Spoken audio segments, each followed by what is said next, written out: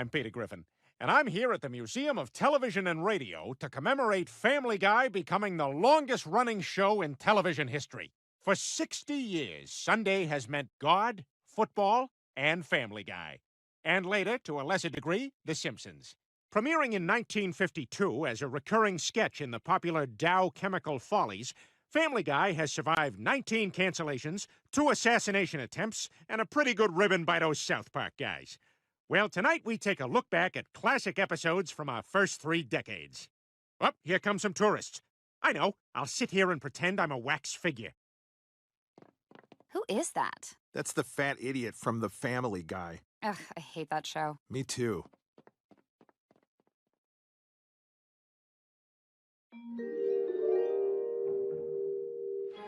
Raleigh Kid Cigarettes is happy to bring you Family Guy, the story of an American family named the Griffins. This is Peter, breadwinner and head of household. Lois is the name of his wife. These are their children. This is Chris, the firstborn son.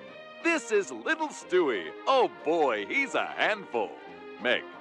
And introducing Doodles Weaver as Brian the dog. We don't trust just any cigarette for our children. Raleigh Kids is the only cigarette made for tiny hands. It's why it's the playground favorite, right, kids? And now, Raleigh Kids, also the makers of Kinder Coffee, invite you to watch Family Guy. Dad, I overheard the fellas talking. Can I ask you a question about girls? Of course, son. You're a young man now. It's natural to be curious. Thanks, Pop. What's knuckle dunk? Oh, atomic test. Put on your glasses. Never mind what your friend said. If you want to have fun with your girl, try dancing. It's fun and good for your health. Swell, that's helpful. So what's going on if a guy says a girl has a red scare in her Harry Truman? Fence!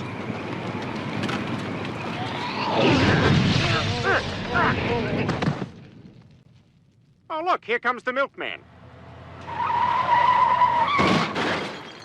So convenient. Good evening, everyone. I'm Tom Tucker, and this is the Radio 5 News. Our top story this evening, songsmith Elvis Presley will be appearing on the Ed Sullivan Show this Sunday night on that never-gonna-last fad called television. And now a word from our sponsor, Fred Trump Apartments. If you don't want to live with blacks, Fred Trump. Wow, Elvis Presley. Can we get a television set? Sorry, Chris. We don't got the money. I spent our entire savings building that stupid fallout shelter we never get to use. Why don't you just buy a TV for the weekend, watch Elvis, and then return it on Monday and say it doesn't work? Boy, even in the 50s, you're a scumdag. That's a great idea, boy. Hang on. Why don't I just get a job to help pay for it? What? No wife of mine is working. There's underpants in this house that need starching. I don't want to go to work in soft underpants like some Nancy boy. I want to go to work like this. Stiff as a plate. That's underpants.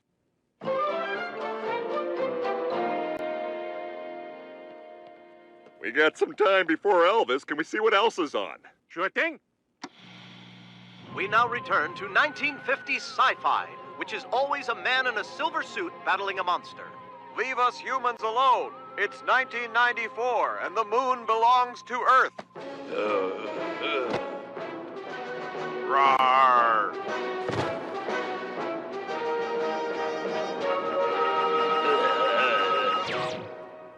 It's safe now. How's the soil, Professor Knockers? It's good. Good. Good. Good evening, I'm Tom Tucker, previously of Radio 5 News. Tonight, I bring you a special report. Women in the workplace, hilarious or disturbing? I am a 1950s man, speaking in a stilted manner, seemingly with no self-awareness whatsoever. I am shouting for some reason and will now suddenly be replaced by crude graphics. This factory has been beset by women. Is your factory next? Lois, that's you! You took a job? Sorry, Peter. I wanted to tell you, but you were so dead set against it. Damn right I'm against it. If God wanted women in the workplace, he'd have made them alcoholics. You're quitting that job tomorrow. No, I'm not. Quiet. Elvis is on. Ladies and gentlemen, Elvis Presley. Huh? What? Elvis Presley is white?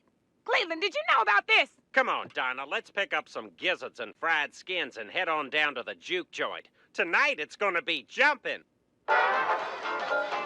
And it was jumping. It really was. But I was banished to the sidewalk because I called one of the band guys a bad name.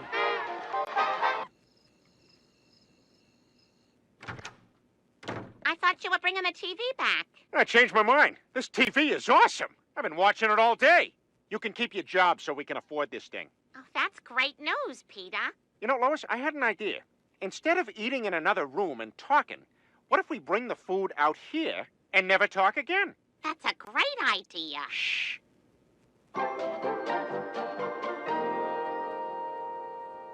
Are you looking for the perfect breakfast meal? Try Post Raisin Bran, made with raisins, which are grapes that have been dried in the sun for a long period of time. And bran, the hard outer layers of cereal grain. Along with germ, it is an integral part of whole grains.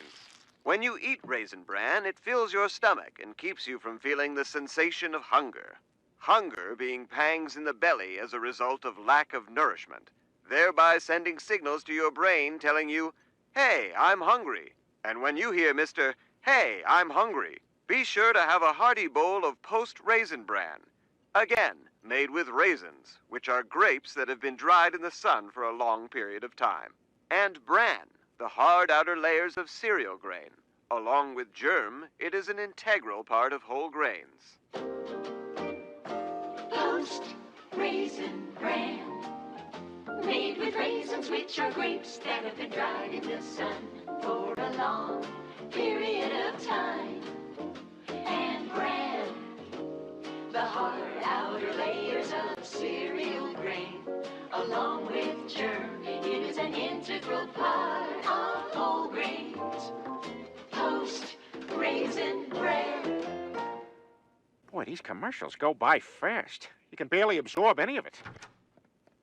I don't know how you do it, Peter. Can we get some Raisin Bran? Do we have any Raisin Bran in the house? Just working day after day. I'm exhausted, and I miss my family. It's made with raisins, which are grapes that have been dried in the sun for a long period of time. I gave my notice, and tomorrow's my last day. So I guess we have to get rid of the TV. By the way, Chris and Raisin Bran are at Raisin Bran practice. Peter, I got a surprise for you. Raisin Bran? A television?